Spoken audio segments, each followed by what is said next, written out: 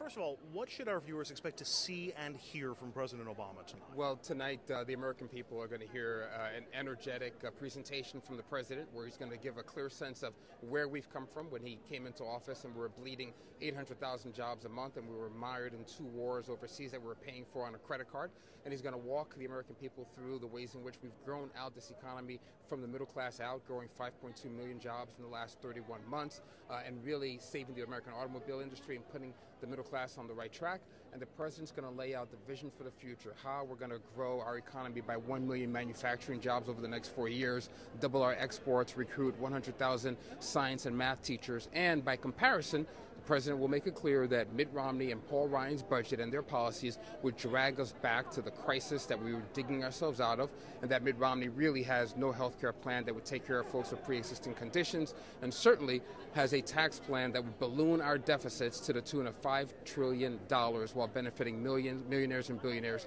to the detriment of the American middle class. Is the president and the campaign aware that in the first debate, particularly when it came to defending his term in office and laying out the agenda for the next 4 years, that the American people felt, or at least a lot of Democrats felt, like there wasn't a lot of there in the first debate? Well, I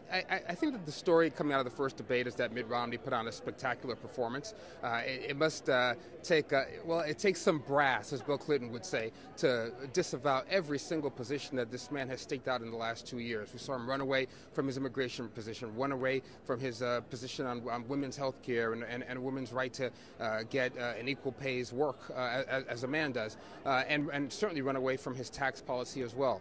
In the last debate, the president had a thoughtful conversation with the American people about his policies and the direction forward and how we're going to grow this economy from the middle out. And I think that tonight the president's going to bring a fair amount of energy in making the comparison between our course and where Romney and Ryan would drag us back to. That leads us to the style question, and how do you walk the fine line of being emphatic and countering what Mitt Romney says without seeming to be overly aggressive and getting into some of the areas that people were complaining about Joe Biden in the vice presidential debate? Well, I think that Joe Biden is a great champion for middle-class families, and he did an exceptional job a few days ago of laying out just how inexperienced Paul Ryan is on foreign policy and just how horrible his domestic policy measures would be for middle-class Americans. Now, as it relates to substance and style tonight, look, Barack Obama has been at this for some time. The American people know Barack Obama well, and they know that every single day he's rolling up his sleeves and working really hard on their behalf, and